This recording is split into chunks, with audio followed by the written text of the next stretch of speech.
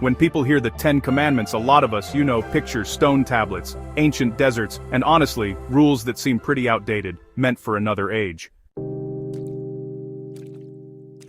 But what if the commandments were never about controlling people, and always about protecting the human heart? What if they weren't laws to restrict life, but guardrails to preserve dignity, peace, and freedom, especially in a world like ours? Let's walk through them, slowly, honestly, not as judges, but as humans living in modern chaos. 1. You shall have no other gods before me. This commandment isn't about statues anymore. Today, our gods wear suits, live on screens, and sit in our pockets. Money, power, fame, success, validation. None of these are evil until they replace God. Whatever you trust more than God, fear losing more than God, or build your identity around, that becomes your God. Jesus said it clearly. You cannot serve God and money. When God is not first, everything else demands too much and gives too little. 2. You shall not misuse the name of God. God's name is sacred, not a slogan. Today, God's name is misused to justify hatred, to manipulate crowds, to sell religion, to gain votes, to stage fake miracles. Using God's name without God's character is misuse. Jesus warned, "These people honor me with their lips, but their hearts are far from me." Every time we say, "God says," our life becomes the proof, or the contradiction. Faith is not noise. God's name is not a tool. It is a trust. 3. Keep the Sabbath holy. This commandment speaks directly to burnout culture. We live exhausted and call it success. We stay busy and call it purpose. God says, stop, not because work is bad, but because rest is holy. The Sabbath is God saying, you are human, not a machine. Time for God, time for family, time to breathe. Jesus said, the Sabbath was made for man. When rest disappears, faith weakens, relationships suffer, and joy fades. Honor your father and mother. This commandment hurts in today's world, because parents are often treated as burdens. They raised us when we were helpless. Now many are forgotten when they are weak. Honor doesn't mean parents were perfect.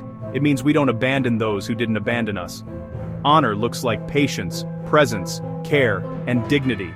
Not public shaming, not silent neglect. A society that discards its elders slowly loses its soul. You shall not kill. Killing doesn't always leave blood. Today people are destroyed through hatred, bullying, abuse, revenge, character assassination, and emotional cruelty.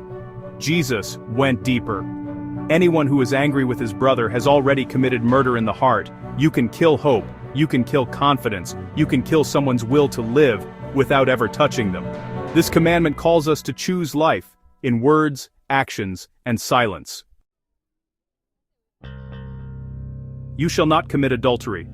Adultery didn't disappear. It went digital. It begins with secret chats, emotional affairs, pornography, flirting behind screens, and double lives. Jesus said, anyone who looks with lust has already committed adultery in the heart. Faithfulness today means more than I didn't cross the line. It means no double life. Marriage doesn't collapse in one moment, it erodes one secret at a time. You shall not steal. Stealing isn't always robbery. Today it looks like corruption, fraud, pirated content, fake resumes, cheating systems, and stealing time or ideas. Just because everyone does it doesn't make it right. Stealing doesn't only take money, it steals integrity. Jesus said, whoever is faithful in little things is faithful in much. Shortcuts cost more than they save. You shall not bear false witness. Truth didn't disappear. Lies just went viral. False witness today looks like fake news, edited clips, gossip, online mobs, and silent complicity. One lie can ruin a life. Jesus said, the truth will set you free.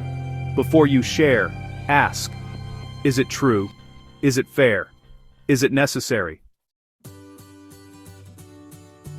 Silence is better than spreading a lie. You shall not covet your neighbor's spouse. This commandment is about boundaries. Coveting begins in the mind. Comparison, jealousy, emotional closeness, obsession, desire without discipline destroys peace. Scripture says, love does not envy.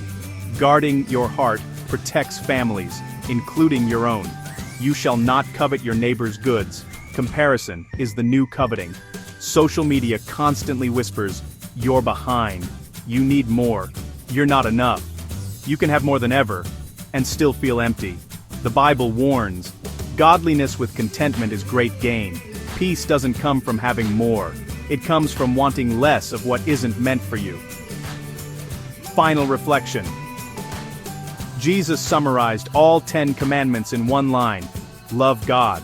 Love your neighbor. The commandments are not about restriction, they are about protection. Protection of faith, families, truth, dignity, peace, and the human heart. In a world full of noise, shortcuts, rage, and comparison, the 10 Commandments remain quietly revolutionary. Not because they are ancient, but because human nature hasn't changed.